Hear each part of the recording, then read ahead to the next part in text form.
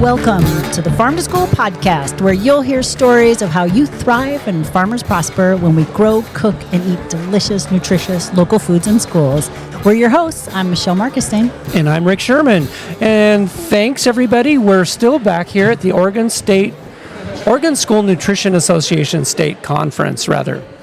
And we are live, and we are next to our friend Krishna Bhattarai. Welcome, Krishna. Krishna, thank you. What company are you? What is your company? Our company's name is Happy Curry Foods. Happy Curry Foods. And this is new to be in schools. Tell us about what foods you have for schools. At this time, we have butter curry sauce, mango sauce, momos, a new type of dumpling. It's amazing. I just ate one. Yes. And it's lentils, samosas. So selling to schools is really different than selling other places. Definitely, because once you know how to do it, it has been a little bit easier path right now. Yeah. But schools have also difficulty because of the funding. But once they have funding from the Farm to School program, we have been helped in many different ways. And what is different about the types of, like your recipes? Are they different for schools than recipes you had before you were selling to schools? We have created products in such a way that the schools spend only maybe a minute or two to cook the food.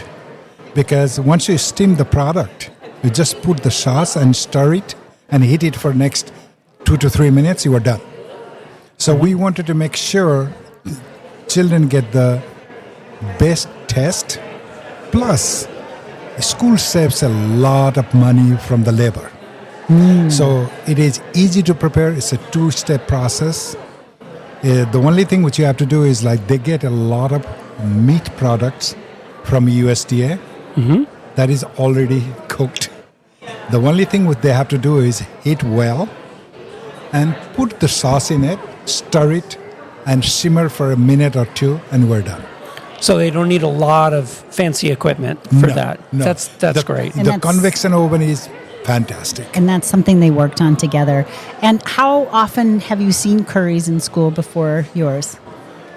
When I went through their catalog, I have seen one tikka masala. Somebody sells from a corporate, from a big corporation. But the way we make it is the way we make at our home. There is no difference. So you just get the best taste very easily. You don't have to show it to cook it. And, we actually do most of the cooking ourselves, so that in your case, you just mix it and serve. What's your experience working with school nutrition buyers? Is it different than other places? That is one thing which I have been having light difficulty, because most probably they are very busy. Just because of that, getting a time with them is very hard. Yes. And there is another thing which I noticed is the funding reasoning, because the funding that they have may be limited. Yes. And that is also another hurdle I have seen it. But with Farm to School program, based on that, if they invest a little bit more in this area, most probably they will do a good job themselves, and also it is going to help us out. And it seems like students try flavors that they may not have gotten to try otherwise. That is true. There are 2-3 significance I have found. First of all, learning is not only food, but food, when you serve in different schools, you learn cultures also. Actually, I'm coming with a program that are 4 times a year. Is one just past day before yesterday. It's called Holi. Okay? It's a festival of colors. And if you try to teach them what is the festival of colors, that is very important, the way I see it. The second thing which I wanted to know, the school system, everybody should and must do it. It is called Saraswati Puja. What's that? It's called Saraswati Puja. That is the goddess of learning. So that means that is the day I learn how to write. Wow. That is the day children's are, if you serve them, if they educate them, if they understand the learning process, they will remember all of their life because that's the day of learning. Okay? And there is a third one which I have always cherished is that there is a day for teachers. It's called Guru Deva Bhava. That means you always worship your teachers because they are the one who shape your life. And we need to recognize them in the school, and the children should understand the importance of the teachers in their life because parents are the teachers in the beginning. Then comes your teachers. They shape your life. Then after that, then there are the world in front of you. That is called guest. Anybody who you meet in your life is your guest because you don't destine to that. You actually meet them. And they also teach you. So there are 3 types of teachers. The second type of teachers actually shape your life. And we need to recognize the teachers in the school so that they are also in a very good position and the children will understand the importance of teachers. And the last one is called Deepavali. The day that this is a cultural significance. I'm not trying to bring the cultures, but they have to understand because American kids, in my opinion, are behind from other kids in the world in understanding other cultures. So these are exposes a culture that is celebrated by almost 1.5 billion people. Wow. Okay? If you don't know 1.5 billion people, then you will be always in a certain side of that, which you will not understand. So these cultures are very, very, very important to understand. I'm not saying that you follow them, but I want them to understand that what it is. And so there is a significance of food and a culture together. Yes. Okay, and a lot of people miss that. And in my goal, if I will be able to serve, I can do 2 things: culture and food together. I've found that out in my travels in my farm to school world that other cultures do a better job at celebrating. I hear that theme all the time of gathering together around food and stuff, and we don't seem to have a lot of that in America, except through other cultures and stuff, and I'm just so appreciative of it. Yeah, there is one. Recently, we have a festival in India where 650 million people came together. 650 million people came in a span of 45 days. That's a lot of curry sauce. It's not the food. It is just a different kind of celebration. Yes. So there is a major thing that we should, have idea about it. I'm not asking to do anything, just to have an idea about it. Well, actually, you bring up a really good point. At the time of recording this, it's March 2025, and we in the state of Oregon have just launched a new 10-year vision for farm to school. Like, where do we want to be in 10 years? And actually, school meals as an opportunity to explore global cultures and flavors has risen to the top as one of our main things. Right. And as you're talking, I'm like, we really hadn't explored yet. How do we do that? So I'm like, how do we do that in our cafeterias and menus? Yeah. I think this is how we need to, go towards that slowly. Like, for example, we are even open to, if they have a mass, they talk about culture and food together. So, those are the things we have been doing it. Like I did it in Woodburn about the culture and food. Nice. We can do it to other places also. So you went into a school? Yeah. We went to the school and presented them the food and also the culture a little bit. So what it does is like it has a dual purpose. And it's not only for me, from Guatemala or it's from Salvador or Mexico. And that is how we should be. We have we are already a global village. And we cannot survive. We may be at the top, but does not mean that we'll survive on the top. So if it is a global village, we need to understand and mix well so that we can do a better job. That's my personal feelings.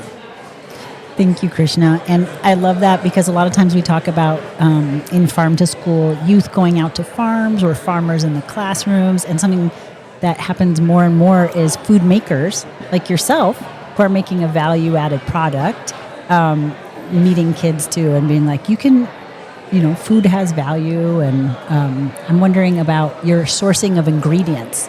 You make food in Oregon. Do you get Oregon ingredients in your foods too? We do. I mean, there are certain foods we don't have it in Oregon, so we have to buy from other states. Yeah. Like the onions, the ginger, the garlic, all those things that we have here, the vegetables, the meat. Yes, we do have here. And we try to source it from them. Grains, for example. One of the reasons is like, we all have to win together, not only one person. We all have to win, so the farmers will win, and we will win too. And the kids win. Everyone wins. Yeah, actually, that's true. That is true. And eventually, the kids are the one who will be the winners. So, Krishna, how did you get your start in this? As a boy, were you always interested in cooking and food and these wonderful flavors? Which, by the way, we tasted some. And it blew me away. Amazing. It was so good. Anyway, but how did you get your start in this? Now, this is a very interesting story.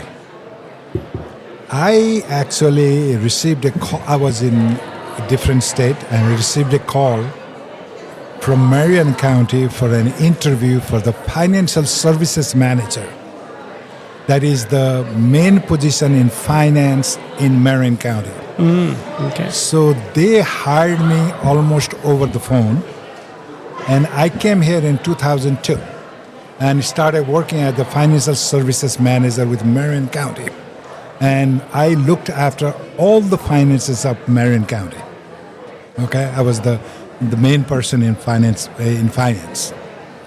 Then my wife, one day she was cooking food at our home. And what happened is 2 days before we went to a garage sale. And we bought a food processor for $5. But we forgot the cord, and the lady knew exactly where we lived, so she brought the cord, and my wife opened the door, and she said, before she gave a cord, she said, "It smells great." Then she said, "I have a cord for you." Then my wife, she didn't know who she was. She just invited in and started having lunch with her. And she said, "Okay, Salem needs this, and I want you to start a business." And her name is Margie, and if you are hearing anywhere in the world, I want you to know that you did it. So she started the business, and she took us to a, cook's tour. That is, they go from home to home. People pay $30 to look at different good homes, model homes. So my wife stayed in one of the model homes, and there is another chef from a very famous local restaurant, and he was in the same place. And what happened is whatever the other chef had the product, they took that product and came and dipped in our chutney and ate it, all of them. Just because of that, we started the business. And now... What? So now, and slowly, we did one of the best jobs. We're in 60 stores, in universities, and everywhere. But the pandemic really brought us down. Now, we are still doing good in school system. I hope it will be a little bit better than what we have right now. That's amazing. That's how serendipitous. It is, exactly. Well, I love, too, that you got a message like that from the universe, and you did it. Yeah. It is a good luck, and this lady was our, main person, actually. My wife have a great interest, and now, just because of her, we actually travel almost 2002 to 2025. It's almost 23 years. Wow. And so, okay, that was back then. What do you see now for the future going forward? What are your goals for the future for Happy Curry Foods? My goal for the future is if if there is a possibility, I wanted to serve different types of foods. And one of the most, in my opinion, that now remember, I cannot tell everybody, we are so flexible. As long as you order a batch, I can prepare the food the way you want. And nobody in the world does that. And now if you need a new food, you just talk to us. We will find a way to make it within 3 days. And we can make a recipe and testing. And remember, once you say, okay, we can bring it to you. Like there are some schools, they say, I want less heat. Yeah, we have a product with less heat. Okay. Some schools say a little bit more heat. Yes, we have that. There's some school says, don't put this. We don't put that. Some people say, don't put this. We don't put that. But remember, the limitation is that you have to order around 400 to 600 pounds. And if you do it, then, hey, I'm here. I think I can serve you better than anybody. Yeah, because schools have really specific requirements for sodium and sugar and... I mean, it's just so great. When I was a kid, and Michelle, we're dating ourselves, but, the options for us for lunch was a cheeseburger, maybe pizza or something. And now there's this wonderful food that's available to Oregon school children, and this stuff. And a lot of them haven't been exposed to that, That is we have an opportunity to bring a new flavor. Yes. And now there is interesting, like I made some dumplings. Now these dumplings are, in my opinion, I'm not going to claim it. In my opinion, I can produce almost 40,000 a day right now. Yeah. If opportunity provides, I can prepare 2 million pieces in a week. The only thing which I need is like an order. Then I can, remember, I need 3.5 months time to do that. In 3.5 months, I can scale up any amount you want. And this is a new product in America, just like pizza was there before. Yeah. And this product, once it gets into people's taste, now remember, in the beginning it is going to be a little bit different anyway, but once you acquire the taste, this is going to pop up in every corner in the United States. Yep. That I can say, because I was in India in 1980, 90, 80 and 90, there were hardly, you can count the shops that produce this type of dumpling. Now you go to New Delhi, there is 70,000. Yeah. You go to Calcutta, there is 70,000 plus. Yep. You go to Hyderabad, you go to Bangalore. Means this has become a national food in India now. Amazing. Well, and it was wonderful, and I love the sauce, and it was good for you. It was, talking about the ingredients, wonderful stuff. So. Well, thank you for working so hard to make such delicious food for kids and us. We really enjoy it. Thank you for your time. I appreciate it for this opportunity. Yes, thank you, Krishna, and thank you, Krishna. Shiba. We miss you. Yeah, goodbye. Thank you.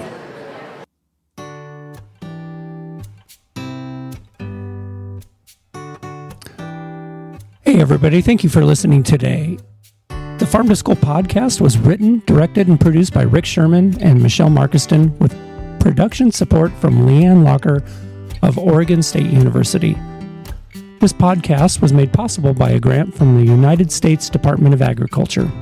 The content and ideas on the Farm to School podcast does not necessarily reflect the opinions of Oregon State University, Oregon Department of Education, and the United States Department of Agriculture. The USDA, ODE, and Oregon State University are equal opportunity providers and employers. Do you want to learn more about Farm to School? Check out other episodes, show notes, contact information, and much more by searching Farm to School Podcast, OSU. We would love to hear from you. Stop by that website that we just mentioned and say hello and give us an idea for the future podcast. Thank you, everybody, and we'll see you next time.